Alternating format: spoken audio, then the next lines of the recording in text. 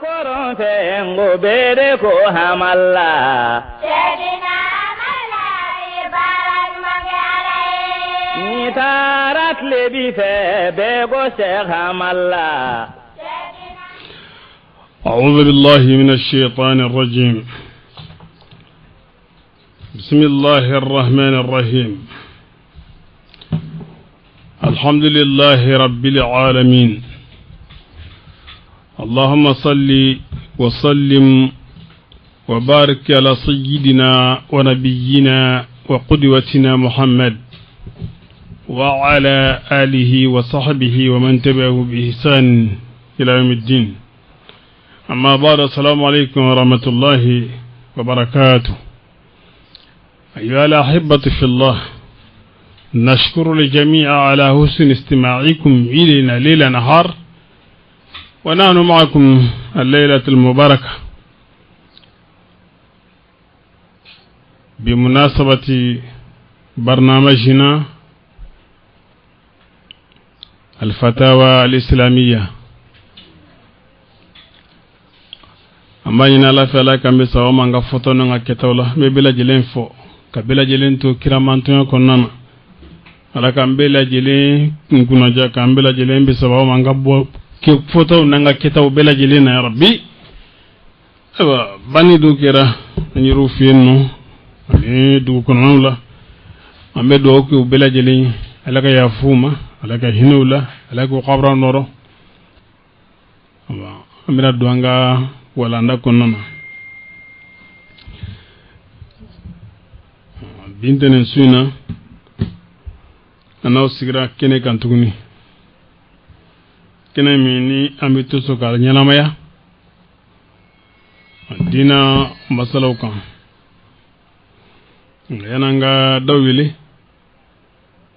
nyebla kunkurni ambulo ko da outlo kan fulo jumani wodi anga nyibla faflo mi ki karre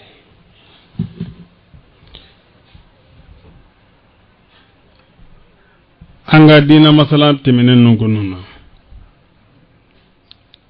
komi aba kalama chumi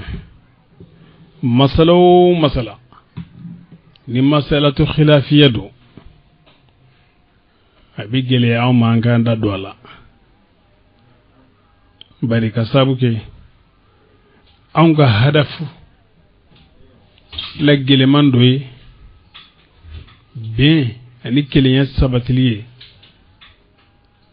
silamon ni ñonci ani anga dugu dew ni ñonci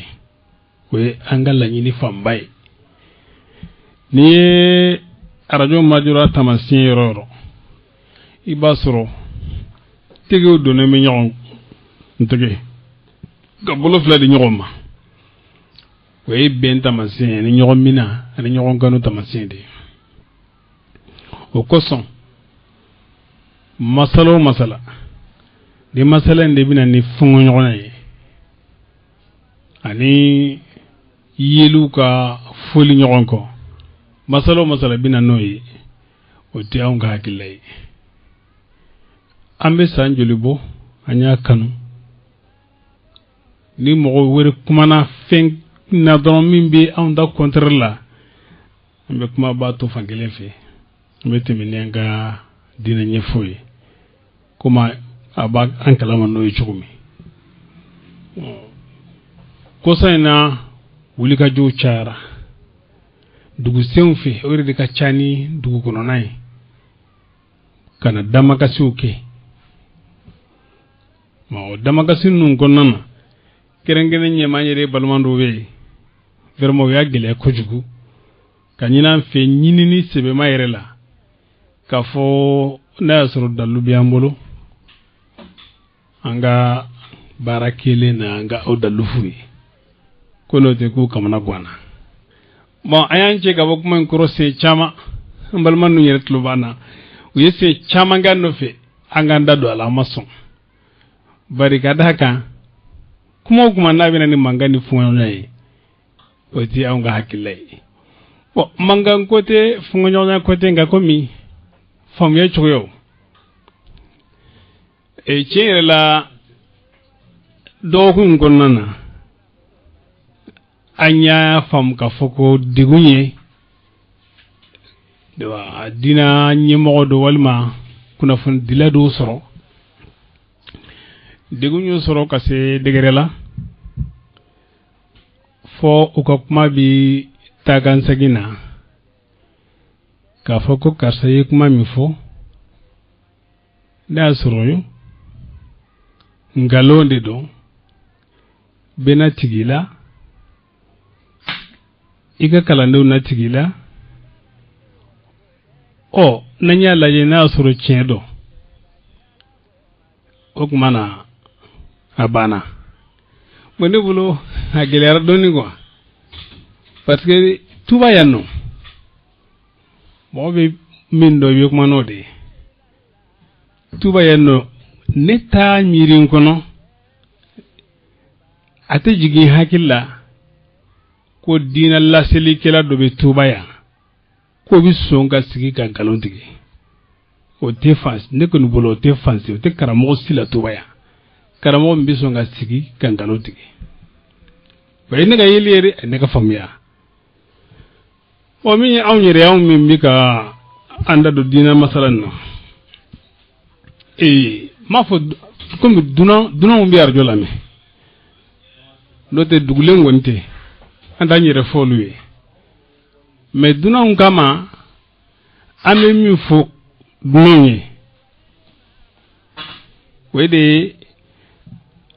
anw lamɔna tuba yan nɔ an ka denmisɛn kɛra minnu ɲɛna n'an ka denmisɛn kɛra minnu bolo olu tulo bɛ an kan na ni kalandenw ye ko dɔ kɛ ko min cɛ man ɲi a kɛra foro kɔnɔ a kɛra du kɔnɔ nka n'a ma kɛ karamɔgɔ ɲɛna ni karamɔgɔ nana karamɔgɔ bɛ mɔgɔ min ɲininka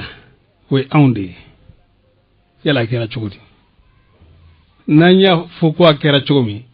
a bɛ da la komi adamaden tɛ to lahalaya kelen na mɔgɔ ka n'i yɛrɛ lapasa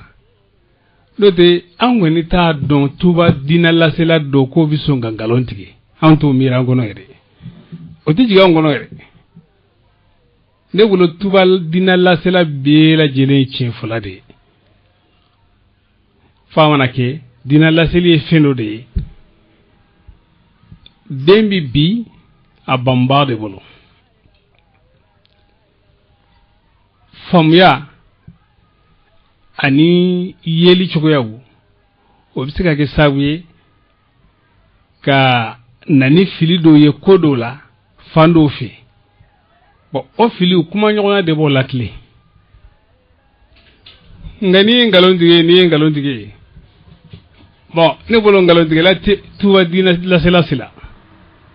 n b'o fɔ n bɛ segin a kan tuba diinɛ lasela si tɛ diinɛ lase ko dugu dɔ bɛ n sara wala jamana dɔ bɛ n balo walima nka n bɛ ka jama dɔ ka hakilila fɔ ne bolo tuba diinɛ lasela o ka dɔgɔ a la kosɛbɛ an bɛ ka laɲini ye silamɛya in min ni an wolola la ka lamɔ a la ka na se fo ni wagati na an bɛ se ka mɔgɔw la faamuya nka mɔgɔw ka lafaamuyali an ka image de jira mɔgɔw la image min fana bɛ mɔgɔw fari foni o kan parce que n'i y'a jira k'a fɔ ko dɔ bɛ nkalon tigɛ bon o b'a yɛrɛ ko e bɛ nkalon dɔn kojugu parce que e y'a dɔn k'a fɔ ko est ce que nin bɛ sɔn ka nkalon tigɛ e y'o dɔn cogo di bon o bɛna ne sigi k'a fɔ ko ja peut-être dɔ bɛ sɔn ka nkalon tigɛ n'o tɛ anw yɛrɛ kɔni t'an tugu ka nkalon tigɛ wa anw bɛ cogo min fana an bɛ tɔw fana miiri o cogo de la maa si tɛ tuba yan nɔ diinɛ laselikɛla ye min b'i tugu ka nkalon tigɛ mɔgɔ si tɛ yan a korona tile bi diinɛ laselikɛla si tɛ yan min b'i tugu ka nkalon tigɛ donc an b'o fɔ k'o bɛɛ latigɛ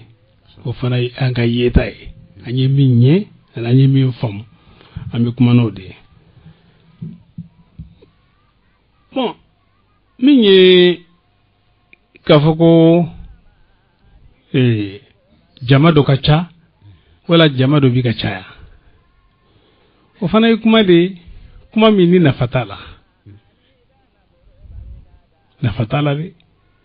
muna ni ya jatimina a kuma fara ka da kuminga no de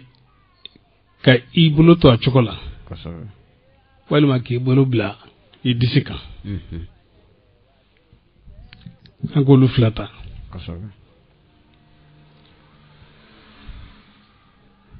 ni ya taala kirala kana bila Sheikh Albani la kala no ñi ñoko ñininka ko yalaw Albani alay fleki bama disika mbolo mina minka yala salafu bi abula lawa salafu do be mingumbe ka kewa o ya jira ko hadise bala ko hadise mbala ko bi hadise sama ñogombo bon ko hadise no ka ñoluye parce que hadise no bu bama minka o tawsu ko hadise de tawsu mala kirayi sallallahu alaihi wasallam bon ne ko ke mako temola ko mo to kana fiye ko fo ala kira bon disika mbolo minati sika marché ka si ala kira ma chugo sila fi ka si tawsu de ma wo tawsu du mala kirayi sallallahu alaihi wasallam bon o kuma fole ogo ko hali mazhabu tikin nu ko uye daludi ni hadisu mursalu wa hadisu mursalu dunye minani wa daif hadise dona bela jele modo bako uye daludi no donc o koro ku jenanai ku wasa do tawsula hanni asur tawsu te sahaba ya ko ala kira kumbita sahaba te amala kira bon imam bigi ka baraki ka sinziu kan ne ko ke magoti masila ko masi to kana fuye bon abi ko mina fo dina la silikela o memi fo anyire o mako an kosobe an gana dimi ndiga sakin gode konoronjiya kuma do ngaf ni nga fam ya hake ko kosobe dina la silikela ni dimina abina ni filie kosobe kuma kono kasodi kala ni towi odi ko sum yahudiya ki to mi ni adimina ko ala ma fo jigi masika ko ala ma fo jigi mo sika e ko kuma na ko kita umin jigira musaka ko chema ndimi wa donc don kela ni nyete fo ila ko obe don kela dimi ko sobe dina kuma de don ibaraki nyoko na filila isika wele de surtout aya ka limoroti iba wele ka sa tiere la ka ni nyoro kosobe ni ma do ne kufe ne ma sika ni fam kosobe ya fuka damunga aba mina nyoko na jugo ya tan nyoko jekele tan nyoko che abike misala nyumanye la mine kelawi kosobe nga galon tigi ne bulo edimi ngumai kosobe bo ote minen ko fana mo mi ngala dai na be kuma kunche kosobe aba kunje ne kuma nyumai kosobe ka foli kuma uke kosobe anika duwa uke silama be mondo oka duwa ulabana ka kidangali de kosobe o chenre la okunti angala nyini kosobe aka duwa uke ala ka ambela jelen kana kosobe ala minu me shetane bola ala ka mbo si shetane la o de don kala ka kuma nga dangali o yayi ka shetane deme aka barala kosobe angana dangali mai abayina lafi ala kan bisawa amina ya rabbi ala kan bisawa amin ala kan bisawa amin ambi baramina tan kosobe nafa nyine barati to nyine barate kosobe amini foka damunga lamini kala ko ka fam onu ko lafiya quoi kosɛbɛ ninnu tɛ tɔgɔ ɲini baaraw ye tiɲɛ mɔgɔ dɔw bɛ i b'a sɔrɔ ka sigi arajo la tan nɔ kosɛbɛ o de b'ale tɔgɔ tiɲɛ n'o tɛ i b'a sɔrɔ a dɔw bɛ yen o tɔgɔ bɔlen don ka se degere la kosɛbɛ vraiment nin sigi n'a ɲɔgɔnnaw de bɛ dɔ bɔ kosɛbɛ o fɛn na kosɛbɛ i bɛ ni mɔgɔ n'u sigira k'a fɔ ko awa yan ye kalandenw de ye karamɔgɔw bɛna jaabi kosɛbɛ o de bɛ dɔ bɔ o ka valeur la i bɛ mɔgɔw bɛ dan do o la o de la kosɛbɛ kosɛbɛ bon mɔgɔw bɛ yen oui bon nka komi bɛɛ n'i ka faamuya cogo dɔn tiɲɛ an bɛ sigida min na an mako bɛ ɲɔgɔn bilasirali la kosɛbɛ an mako bɛ ɲɔgɔn dɛmɛ na silamɛ ayiwa a ɲɛ donnen tɛ bɛɛ bolo kosɛbɛ o tiɲɛ bon fo an ka an da don a la ka faranfasiya di mɔgɔ ma dɔɔni kosɛbɛ min ye disikan bolo minɛ ye a filɛ modèle min na sisan kosɛbɛ n'a warala n'u bi k'a fɔ k'a ye sanga sɔrɔ maa min y'a daminɛ a ma mɛn i y'a faamu kosɛbɛ salafu foyi tɛ yen nɔ o dɔn olu b'a fɔ ko kuma in ko tɛmɛ kɛra a kan anw de kun b'a fɛ ka tɛmɛ a kan an kun t'a fɛ k'an da don a la n'o tɛ diɲɛ kɔnɔ tɛmɛ ma kɛ a kan dɛ maa minnu bɛ kow kalama kosɛbɛ don o don kuma kɔrɔ bɛ fɔ a la don o don kuma kɔrɔ bɛ fɔ a la o bɛ kɛ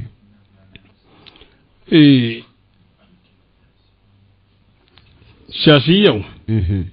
ani n'o ye shafi ka mazhab n'o tɛ alimami shafi yɛrɛ ka kumakan an y'o ɲɛfɔ aw ye mais shafi ka mazhab mɔgɔw ani hanafiyo hanafiyo de ye bolomina damina olu tun b'o bolomina u kɔnɔ bara kɔrɔ bara kɔrɔ bon hanbali fana olu ka kuma mazhab mashahuru o y'o baara kelen de ye minnu b'a kɛ malikiya la minnu b'a kɛ nka o tɛ danbe ka taa maliki ma dɛ nka minnu b'a kɛ malikiya la u b'u bolo da o disi kan o fɛn kan o kɔnɔbara kan a bɛ hakili to n da filila ka fɔ o disi kan mais o kɔnɔbara kan o de dɔn minnu b'a kɛ shafiya fana ale ka mazhabi mashhuru ye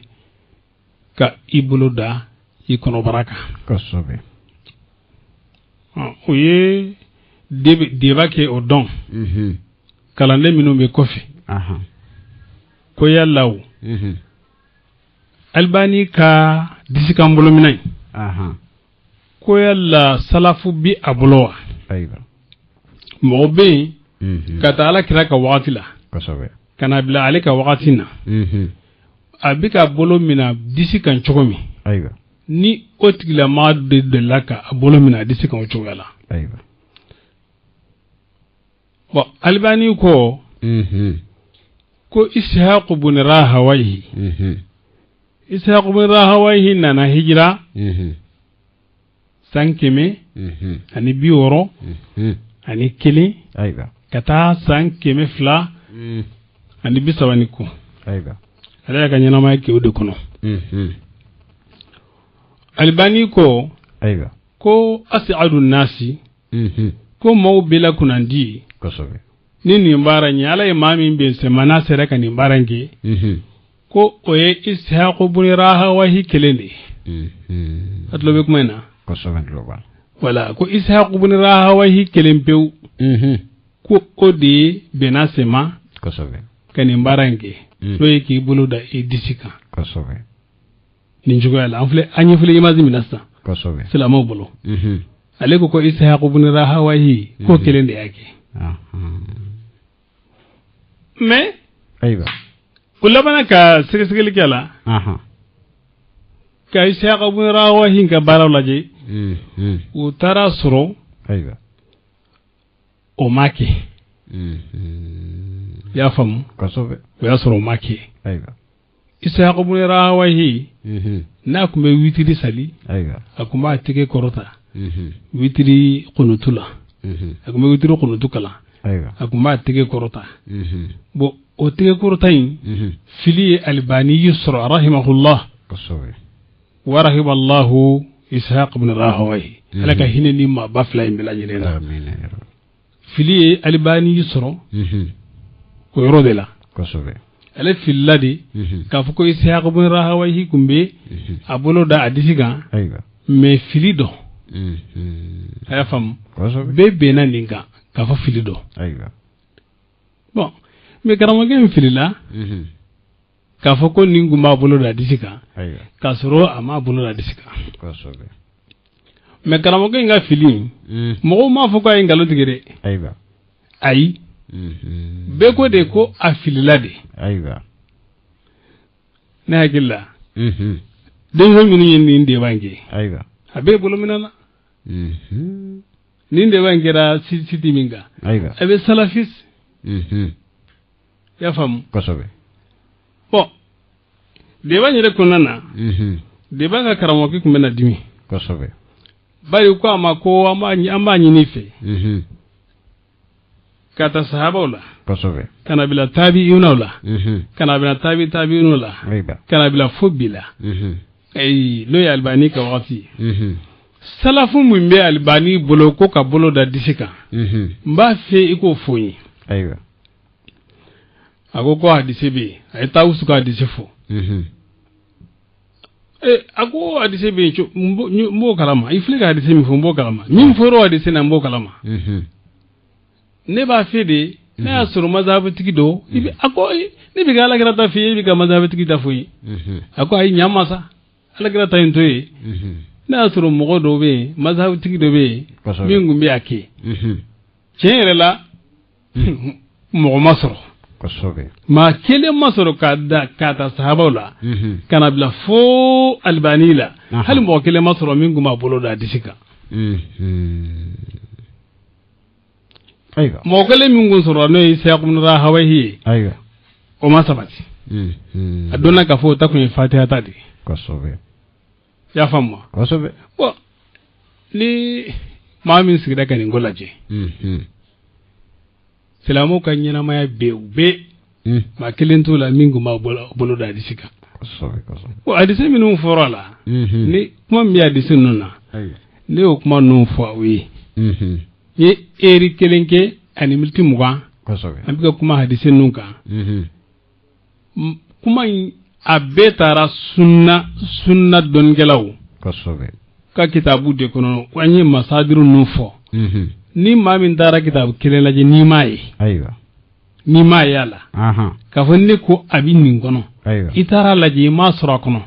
ibe ngole 76 80 0101 66 87 3300 ibe ngwele ka fu karmo ikon nimbe ni yoro lantara la je masoro ni ngwele na ni ayasoro ate fiu ya fam ne fana be minge ko fe ne bodo parce que litna sigi tuguni ko mba fa nimbe ni yoro la ay non to no kituguni ngamme kuma manyi ko mamani vile ni masala mi foni deba in gunchera kasoro kuma lonin torani chokoyala shafiu ka de disi ulube disi kan bolumina wa amafla disi bifo me ushika bara kuntaka dogo ko alqadi yadi ko kumbake nga kuma ba kuma fola goni ma kele masro cheula ka fo ko kuma bulu da disika bon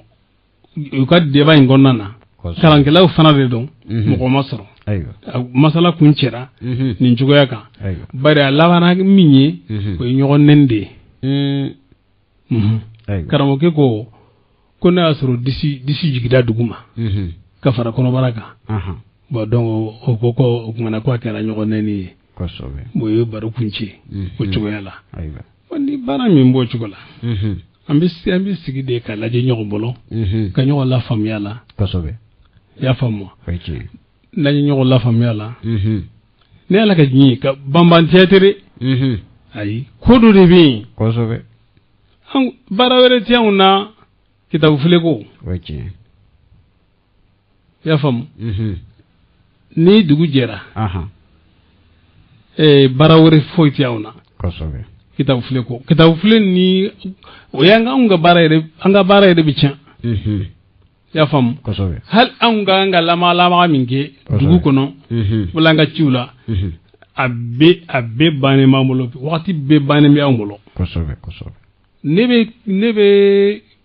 minke bolo mina na ka situ no bolo mina na ka kitabu kono nda nyogonke bolo jigine ko kitabu kono kosobe parce que an si kunte foye ambi ka dina nyenyini parce que ni dina sera ma kene kan kola kene kan anyi be mo la an mokeo an faw silsila ba mo lo kata fa la kira sallallahu alaihi wasallam kosobe ni ma don am suko to ni baraminye vraiment ni kona ka ika bara sebe to yiri nye minye ni kona ko bla ko toy kati profengore ka vraiment ado la bi pango flage quoi kosobe awo nu ye manganci chukucho nuko ni kono nje kuma mfosala moyi aya nyamacho kosobe mangama na wuli chukucho wala don ne mana ja chukucho kosobe aka na gidinde aya nyamacho kosobe parce que ay salama de suru amu ke obolo ko kuratere yan salama ko kurayele aya nyamacho tiens ka a ko nyini jinyi majolena kosobe adola bina lawanka akise bina lawanka ko daluye ngani gidina kata do tata aywa rike barade wal bani kilin aywa ale moye chere la ay barake dinala arabute kosobe ya fam akumbe albani wala bana kana siri dimashq bon kuma fala kosobe mo min gundo mo cesre le ngundo kosobe aywa o ga cesru konnana ay kum mo kunya fam ko abamalembe kitabu ani sunna amakote awa mo werela kosobe ila tiba dalil kagme dalu drone le batu kosobe nga albani labana ka sagako aywa labana ka sagako kosobe muna kamalen dum demsen do to men ni ya fam ka fa lebi ka wele like katoro kitabuma ani sunnama bo demsen nu aka kalande nu kwa o hakilla mina wala kojugo aywa fu labana ubena commencer yukhati'una al'aimata aywa dina nyamo minum be ubulu ke qataw bagawi bila ilmin wa yaqulun al'aimatu rijalun wa nahnu rijalun فمثل ما يفهم أبو حنيفة والشافعي نحن نفهم كذلك فإنهم الأحاديث وعندنا الأحاديث albani ko kalandon kayni ko mana nyamanu mogodo ko manchugo cewdo on fana cewde abu hanifa ba fam chugmi ni shafi ba fam chugmi an fana ba fam muti kosobe hadise u bolo chugmi hadise ba fana bolo chugola albani ko nte koyde akonte koy aywa ikado ko ay asagnako kosobe لأن بعض الطلاب الذين يدعون الانتساب إليه قد صاروا يفتون ويتكلمون بطريقة فوضوية جدا لا ضوابط ولا أصول فقه ولا رجوع إلى شروح العلماء ولذلك صار عندهم خلط عجيب albani kelengaye ko kalandem ko kera fawdai ni foitala kum nya fay chugumi ligo ko iti ma folo jati e makote masila salafu salihu ka bara yiga sira foito fe karamo manga jojoro lo mani ngine bulu karamo yere toke karamo to kan yere de me dimingo ni bise ka to mo be kuma ni ni na nyogona we no tem karamo to ka karamo be min ga oteni ko so be mba kalama tiens musinu ka bo ma fana ngani mo dimina bisika kuma do fo ka sore manga fu ko so be mo albani ka kalane nu albani ya jirula ako chere la defo do inaso ako allah khalaqani lil ilmi wa lam atafarraq li tarbiyati ko la lida doni kama ko so be agunga alema tansro kalande lamuni kama aywa doni fana mako be lamunina ko so be parce que doni mako be ladamula ko so be وكان يقول في بعض الأحيان التقليد خير من التفلت من القيود albani kuma fowati chama tumadola ako ko kadlon ko kafsani ba jurundai ka proto jurutila ite jurutila ko baba kadlon mazhabu do la ko kafsawi ikado ko albani alabana ka kalandum lasu ka ubla o ka ninko dabla o ka mogo bonya o ka hakilla bonya e kuma chama fuya ni lañi nga kuma ni lañi ne mi dron karamosi te an fiya no min ba fo ko ale makote masila makote karamosi la makote salafu sila fo ala kira yere ay ni had na yo fo oui abse ka tigi diminendo o diabla ka kuma info da diseti se ga sama chuko sila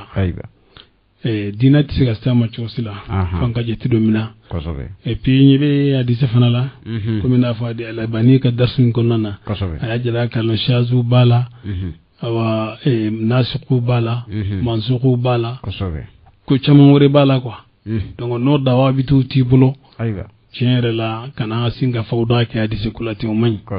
ko silamon ngumba fe ka nyibla mi ngoni ke ko nindi ambe de hakila kele ne ka masala ngonana ne ma kuma fla fode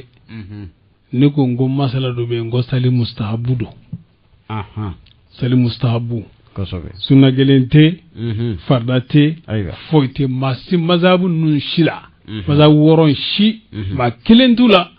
min go wajibi do abbe la jilenko mustahabu do abbe min go sunna do abbe sunna be korode ko mustahabu nu ya deta bela jelembe naka ko mustahabu do don gala bolo mustahabu e fende ni min go ko ndi kany ni mustahabu e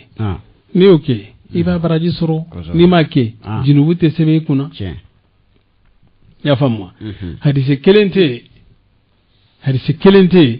min be kuma ko ni bolo jibla ko ni jinubu bila hali mamon kalo do ala kira la folo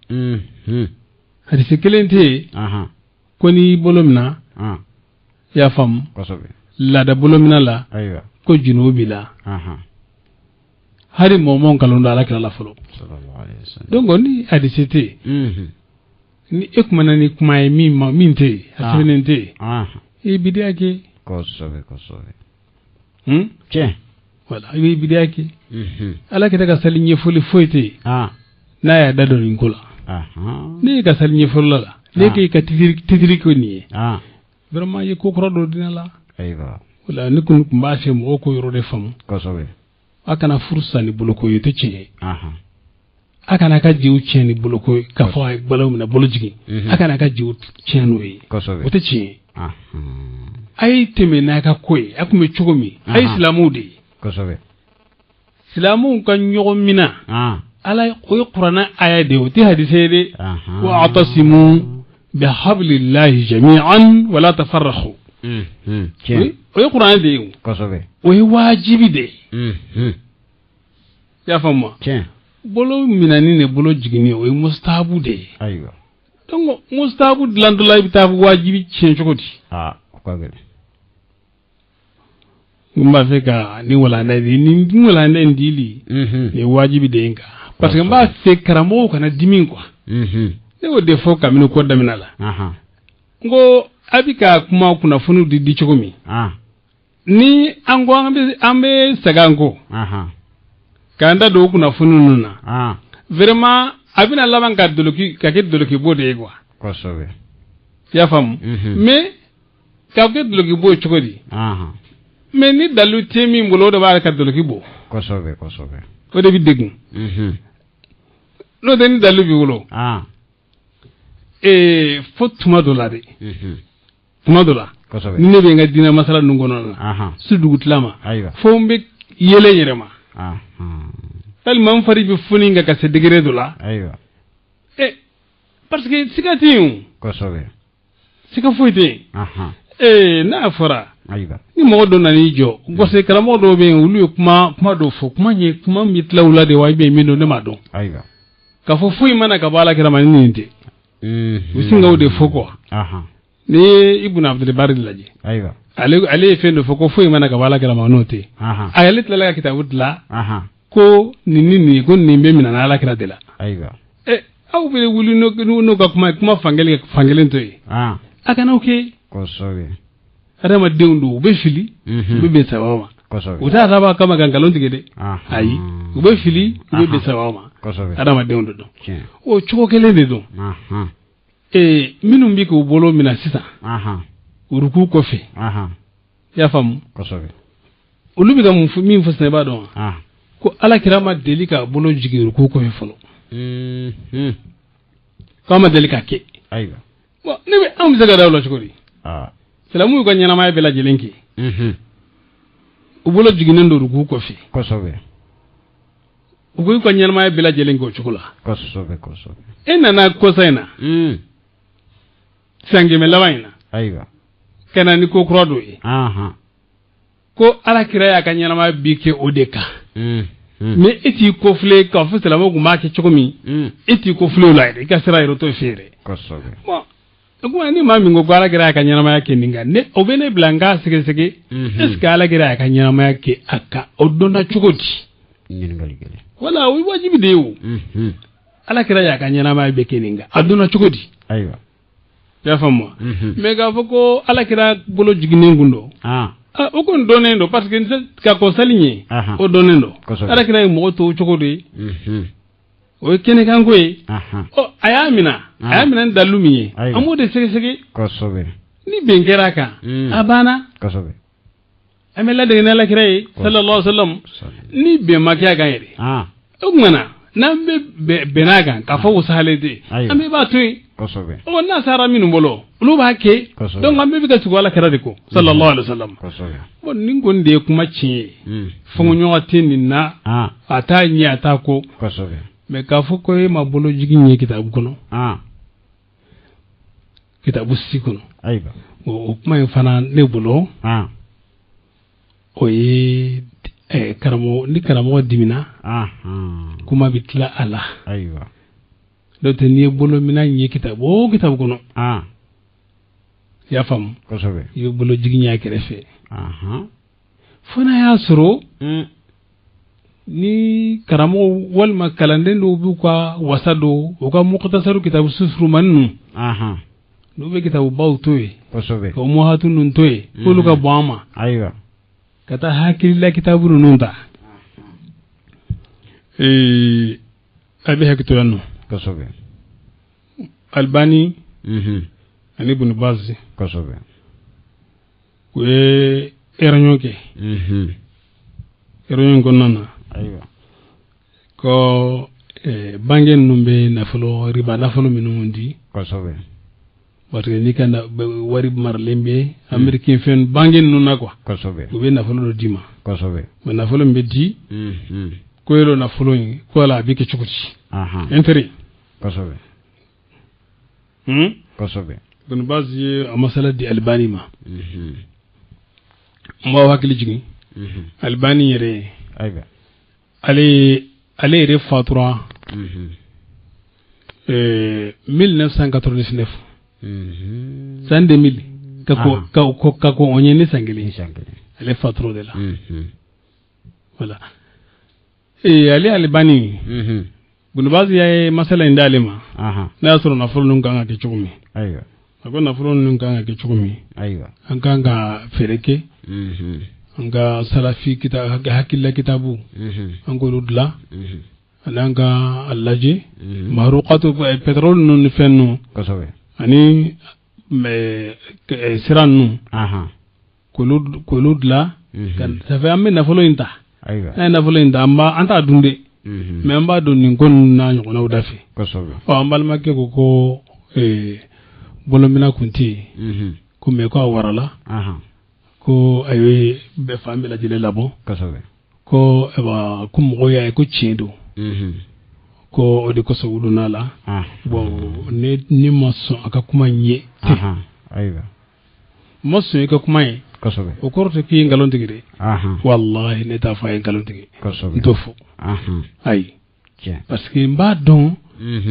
abe min don ana abe ko ye chokomi abe kuma no dia sebere la kosobe mais a tingalo tigi ne ta fa bingalo tigi abada aiwa ne reti kala mo si don tuba ya no ko bingalo tigi kosobe ndado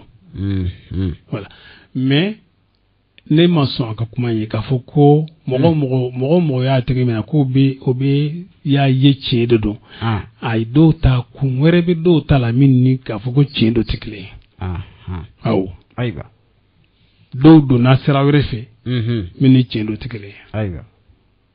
mo chama ngalama kosobe voilà jama bichaya parce que yibe arabun waru bulo kosobe bon lui ni bla kesu kono dina kesu kono ma kamana gwandli ngacha kacha bon anga nyire bla o bela jele na ngane kala nyini tela ko silede bo foka jede aiwa ngala nyine di islamo ka boko do kalama kwa kosobe anga boko do kalama ami nyogo mina ngumbi nyogo mina minka aha continue no yi kosobe min ye ko mina foko malabatu aha alhamdulillah rabbil alamin kosobe malabatu koni ala yi an lafiya wala aha anga horonya be ambulo aiwa awe ne fle sigimina ya no kosobe me be sigimina ya aha ne te saraw ai na soro min ba kalama radio non tanu kosobe ande ba ambulo do anku kosobe ka finasiw o te mo sa kuru ai voilà ati ka foko ambe jama kulu do de ka barala ya no kulu ba ansara ai arabu te dorme gele ndawma kosobe wa dugure do fanati ko dugu de bi ambalo wala dugu de bi jonani wala bi sojo anyi ai anga dina lasili amba ke anga fambiala kosobe anyuma mi abisa chembolo de araba den godo ambe ka nyogonde mi kasigi dairwa kosobe bo amba miri fana ambi ka fo chogomi ambal ma to fana be bo chogola dina lasila fana to bela jele mo chogola am fana ba mi o miri chogodela kosobe ambe akto ni islamo fe kuma ka gele akogele ladamu kuma no fe aiwa o fana ka gele no kuma yi aiwa na soro ni ladamu chien kuma kono aha amba yakto ni lameni kala fe kosobe o tangala yini angon ngala yini mi endron aha angu bi chogomi korole kosobe anga nyogo furu anga sali nyogo gofe kosobe anga nyogo mina aha anga kelinya anga sabat len do anga du kono ibulo mina bulo jigi mustahabu do anga teme anga chi ko toy kosobe ima turu akanga choko ni iko ni matta sawre fe minni ahlus sunnati wal jamaati aiwa minno luka tasrati kelin itise ka bonni milan ko choko sila fo ika jin ka sira da afla bela jelema parce que bi ko to ni kitabu laje kitabu ni alaje iba soro bolo minan bala aiwa bolo jigi bala bolo minan bala bolo jigi bala kosobe ya famo kitabu be aiwa o yi sunna kitabu ye me ye shia nu ibadiya nu ngoni me olu kon tene tenda do olu ka foko olu bi a titri min dama wala fin ne to fo parce que ne to ne ote ya fam ka fam ambe barakelen ambe barakelen bas tuma dola silamaw alna asor hakilla do jingnendo iba suru oni hakilla ni silamaw hakilla be nyogon ta yoro dola kosobe to lu be bulo jignaw de lu te musala ere fala ere ngamen ne kantoma tanga sirai mingoni ame minka onye maliki yude ya fam kosobe silama sirama ni malikiya sirade okera bo o malikiya ni dono konana aywa ibadu mimbe tiens wala amba nyina lafi aywa o mina chogonyuma ala ko ndoyama amalma minu nyanyi nanfi ka ilhahu ke ko anga tauhidi babuta aywa ga kuma tauhidi kan kosobe amba nyinu fe o kan ni wakati mbila folo tauhidi kan aywa be ko mi nya fa chugumi masala wu tumadola masala yi abi akagele ndoni kwa akagele ndoni tumadola kosobe o koson uye anyina fa ya do mi ka kuma tauhidi kan de bi ka uba fe anga kuma selege minunka amba fu uye ko hakito o kan ni wakati mbila kosobe inshallah wa donna tawla no te ambe mi famba don ni ala ka jinya ma fa ni don gela wele ngambe kuma ni mi ngoni ambe do la kosobe bayina la fala kambe sawa ambe kuma kunje ni mi aywa ambal make anan denke kosobe anan karamo muhammad ibn muhammad silla karamaju modende noy mahmud balasilai wala ndado babulo kosobe ishaka jabudi lenko alamsasu abo wala ndaindi wala ndai aywa ne ala gajni aywa abina kitabu do damina amba dawut loka kosobe kitabu atoko de ko mafhumul bid'ati aywa وأثره في اضطراب الفتاوى المعاصرة كوسوي تأليف الدكتور عبد الإله حسين العرفج كرامك دوبي سعودية كلنا كوسوي وكتاب دودلا كم مفهوم البدعة أيوة بدعة مفهوم البدعة parce que manga minum be sena أيوة ni bidia ni bidia de kasom ni bidia mogode kasom ni sunna mogode aywa o manga minum be sena be dina fambaliadi sobe ko sobe kasinga jama gonu do kero ko bidia mogoy ka sorul ka ko bela jelen sumale min kida ka sunna de sallallahu alaihi wasallam bon ma fo ni do ngol labatula ti jamala de ay angandoma aywa ngandoma mais tabolo kosobe sunna ka tabolo jama kulu do be uma ko te foyle ne sunna ka tabolo te comme na maliki yaw mais do be dina yi chogodo la ko ka bara do keron ko e bidia yi kosobe kala go kosobe bo kasoro bidia chama mbolu yero fe bu nyeche ko bokoro aywa wani saudi ale yayi aka kitabu dla kosobe kitabu yi abe mo hakili jikin kodowla aywa kamo blasra marubala bino kitabu wala nadili damina alamsa sunnatain aywa insha Allah mafhum albid'ati kosobe wa atharuhu fi idtirab alfatawa almu'asira aywa ala kambe sawama amin nima mi ba fika lami ibe hakil tola aywa alamsa su aywa wala 21 di karamo shabina ka chala fi 22 seri alebina kosobe inshallah ama ni ala fi ala kambe sawama ga foton aywa anye wakati ta kosobe parce que yame kene minga ansi kunye nyogo mina nyogo kanu kosobe bon ni kodo bidu asenkro fanga nyogo hakili jikinge doni anye kuma damina ni minye me kuma labano kosobe awa nga dugun doni wala kosobe mais la pasali fou nyogo fongo nyogo dimi nyogo ngoroy kosɛbɛ anji k'an yɛrɛ tigɛ ɲɔgɔn na an k'o dabila ayiwa an k'o dabila k'a fɔ ko awa an bɛ sunna labasa or que e bɛ ka farida de dina jɔsen de kari walima e bɛ ka ala fɛn min yɛrɛ wajibiya i bɛ k'o de tiɲɛ walima i bɛ ka haramu yɛrɛ de kɛ n'o ye ka silamɛw cɛ fara silamɛw cɛ faralen man ɲi an k'o dabila silamɛw bɛ don da kelen fɛ ni sira o sira ye ka bɔ da kelen fɛ tiɲɛ kan an k'o ɲini kɛnɛ min ye maa fɔlɔw bɔ ka mɔgɔ fɔlɔ fɛrɛ n'u kura la an k'an jija o k'an fana fɛrɛ n ka ko a la i y'a faamu diinɛ tɛ fɛn ye k'a fɔ ko e mana faamu cogo min o kelen pewu don dɔ wɛrɛ tɛ yen ni o tɛ o ye fili ye an ka n'o kɛ fɔnkɔɲɔgɔnya masala min ye furu ye furu masala man taabolo mana diina taabolo misɛnw quoi fɔnkɔɲɔgɔnya o la o dagalen don bɛɛ b'o kalama i y'a faamu bon maa si kana fɔ a bɛ barasi bila o ɲɛ quoi n'i ko i bɛ barasi bila o ɲɛ i bɛ yɛrɛ sɛgɛn n'a kuma tiɲɛ dara kɛnɛ kan ka ɲɛ yɛrɛ f'i ye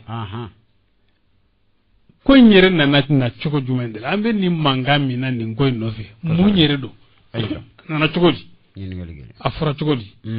n'an seginna n ko k'a sɛgɛsɛgɛ ka na n'a ye dɔɔnin dɔɔnin an tɛna furu tiɲɛ n'a ye bilen an tɛna dugu tiɲɛ n'a ye bon dɔ tɛna kɛ a ka jagokɛminɛ ye ka tiɲɛni kɛ n'a ye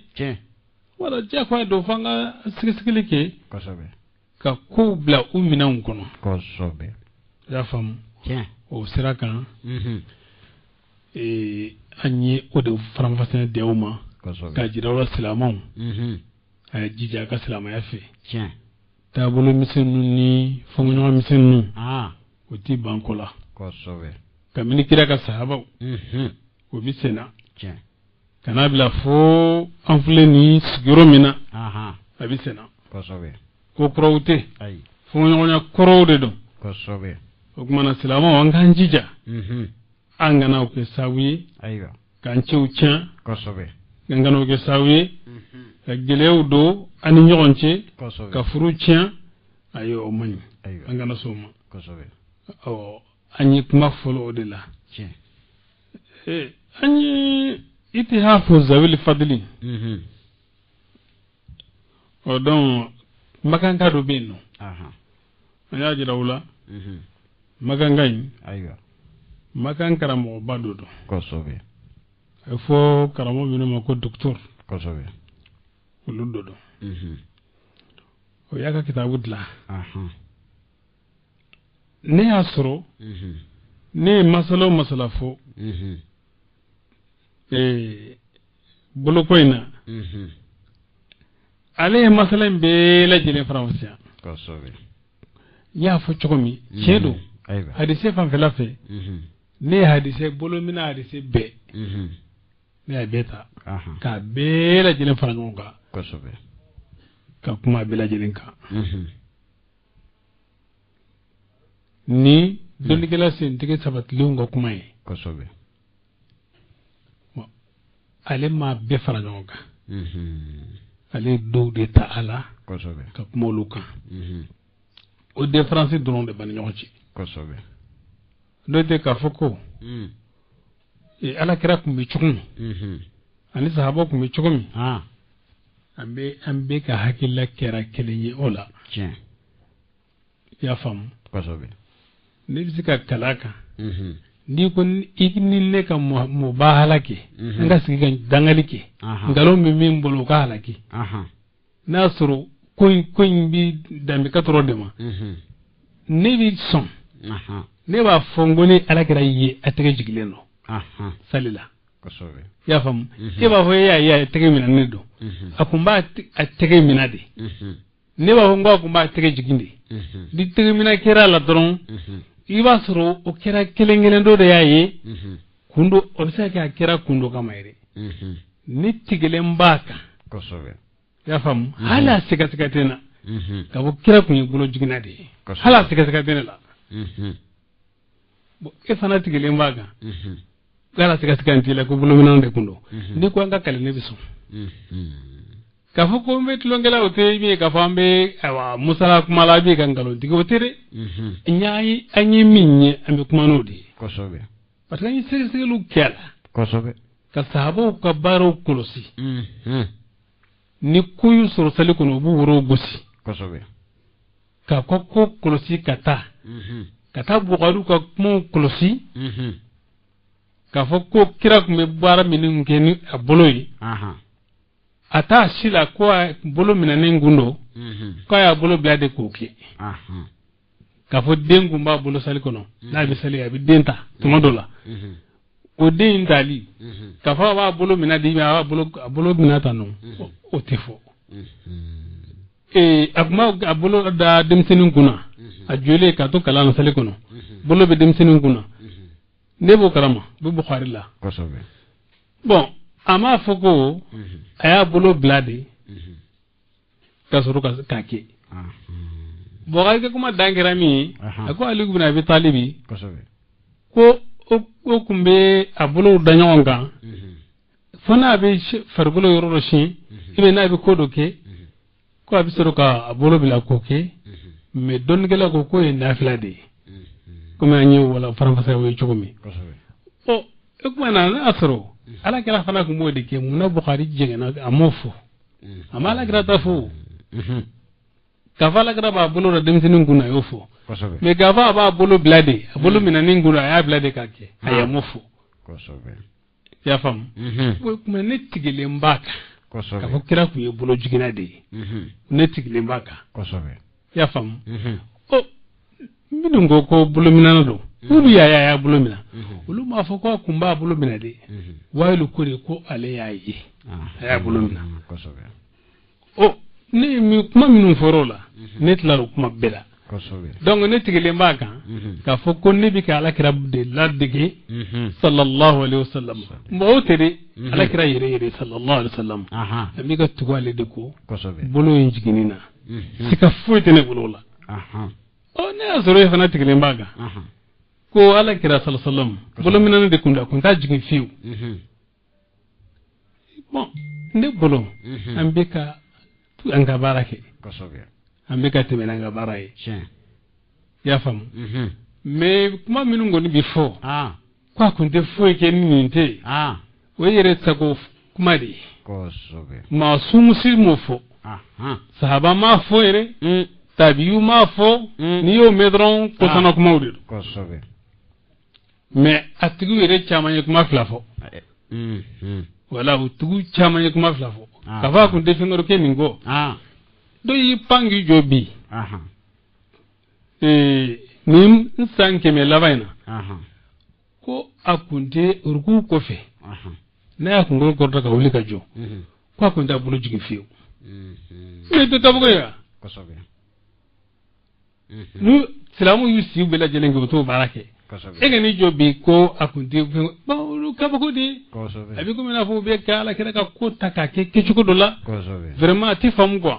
mais beni fo aiba ba jira wala ne dangane lendo kira ku ye bulu jigina de sallallahu alaihi wasallam nan tarakana ne bin nika kosove wa nyini ndi ankara mo bulu kosove alman maliki ka tawla aiba katabla nyesi abdullah ibn zubairi katabla ala kira yire la sallallahu abubakar sikum na ko nyu fravasi nga kasetu kono dimi mako bala asombiano ni mako be kitabu ina no yi maganga nga kitabu yi itihafu zawili fadli kosove ya fam ni mako bola asombi abiano kitabu bien kosove ni na dron mobile miku ni na ni ka telefoni pdf redo yoron ngele mobile miku kosove ya fam mo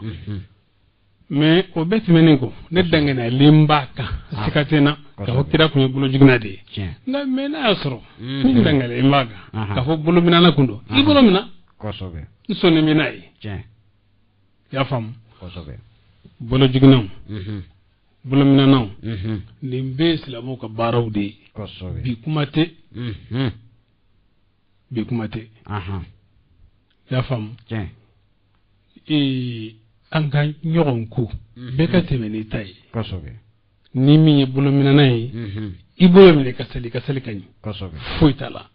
nka i bɛ ka min kɛ mustahabu dɔn min ye bolo jiginna ye i bolo jigi ka sali foyi t'i la nka i bɛ ka bolo jigi min kɛ mustahabu de dɔn nka o de ye lasili ye i y'a faamu n b'o fɔ n bɛ segin o kan ni karamɔgɔ min ma nin faamu kana dusu i bɛ ka dalu fɔ dɔrɔn a banna mɔgɔw b'a faamu i bɛ ka dalu fɔ mɔgɔw b'a faamu mais k'a fɔ ko i bɛ dusu wala i bɛ dangali kɛ o tɛ solution ye o tɛ solution ye mɔgɔ caman bɛ yen i b'a fɔ karisa an ka jɛ karisa an ka bɛn o kɔrɔ tɛ ko bɛ nata mɔgɔ la dɛ ala ye jɔn dɔw da nata u t'a dɔn o ye min yɛrɛ ye u tɛ siran u tɛ nata u tɛ tamana donc ni mɔgɔ min bɔ o cogo la o tɛ se ka bagabaga dɛ i y'a faamu n bɛ min fɔ silamɛw ye an ka nun to yen an ka ɲɔgɔn minɛ i y'a faamu silamɛw mako bɛ fɛn wɛrɛ la min tɛ ninnu ye ninnu ye mustahabu de ye an ka nun to yen bɛɛ ka tɛmɛ ne ta ye min y'a faamu cogo min na a ka baara kɛ o cogo la ala k'an bɛ sa ala k'an ɲɛ bolo ala k'an laban ɲɛ ala k'an laban ɲɛ yarabi ala ka silamɛw don da kelen fɛ ala k'u bɔ da kelen fɛ wasalamu alaikum warahmatullahi wabarakatuh. La ilaha illallah, la ilaha illallah, Allah Allah Allah Allah.